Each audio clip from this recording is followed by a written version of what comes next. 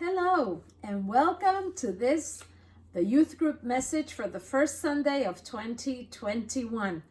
We are the Hispanic Presbyterian Church of Paterson, New Jersey, and I am Maria Santa, your lay pastor. And I am Natalia, your youth group leader. Welcome to all and Happy New Year to everybody. Happy New Year! This is a brief message for our youth group, and we thought that today we would talk about the start of the year. We have just put a nice bow around 2021, not 2020. We sent it away. 2021, we just opened it, and it's a brand new year, 365 days that we have ahead of us. Actually, 362 because we are in day number 3 of 2021. But who's counting?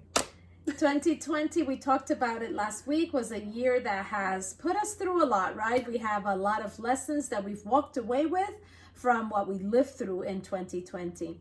And I know that we have started 2021 probably making a lot of plans. It is the custom for people to make New Year's resolutions and to think about what are some of the things that they would like to do or would want to do in the year that has just started. And I'm sure that some people have said they want to lose weight, or they want to plan a vacation, or they want to make sure that they don't spend so much money this year and they save some more.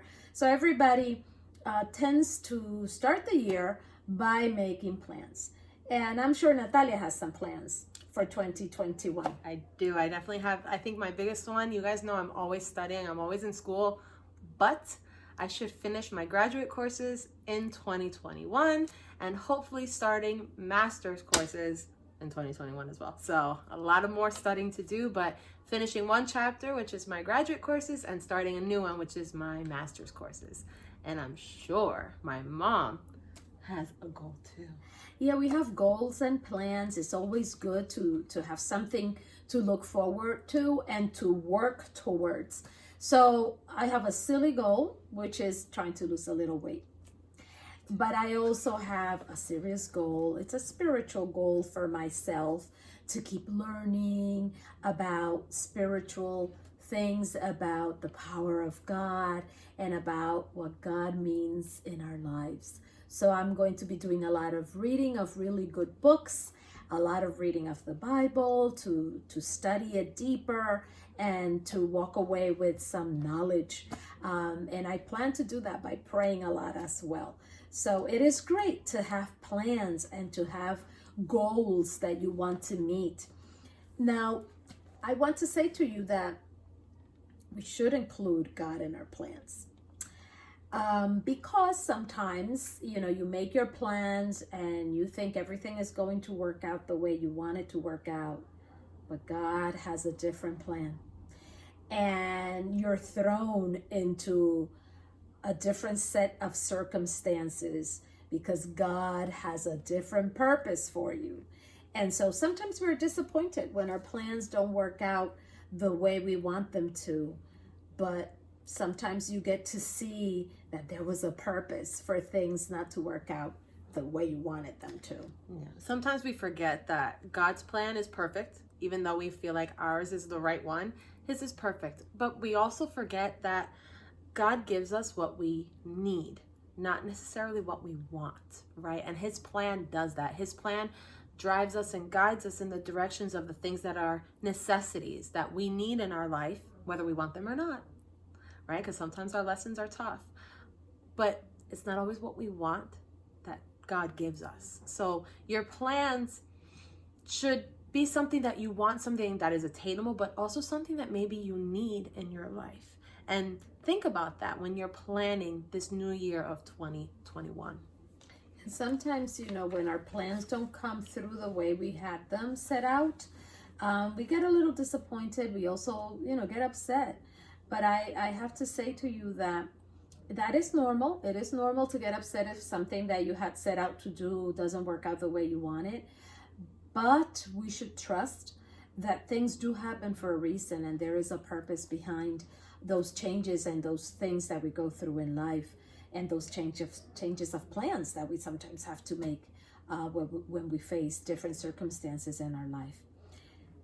Someone in the Bible that I think we don't talk about a lot, but who definitely went through this in their life is Joseph, Jesus's father, right?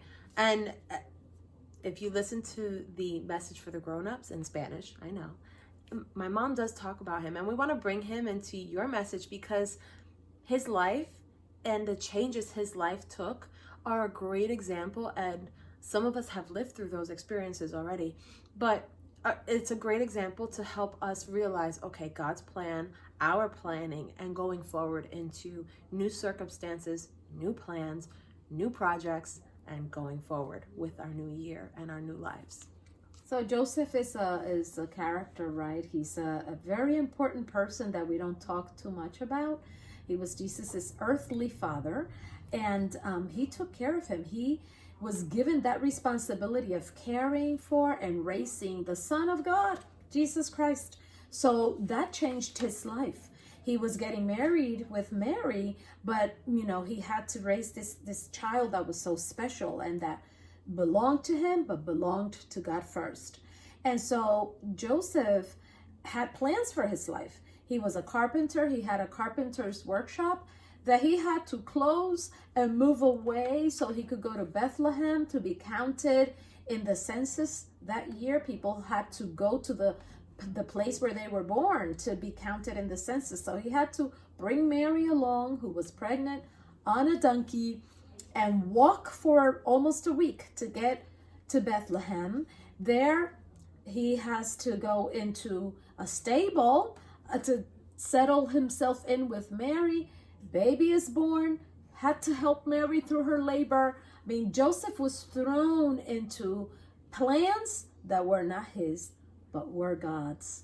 But Joseph trusted always that God knew better and that God had the best plan for him.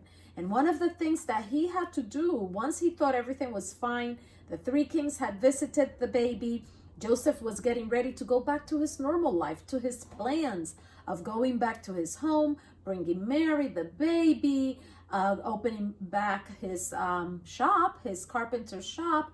He was ready to do that when an angel appears to him and says, you can't go back. Herod is getting ready to kill all the newborns, the baby boys, because he knows that a king has been born and that's his competition. Can't go back. You have to pick up Mary and run, escape to Egypt. And Joseph has to do that.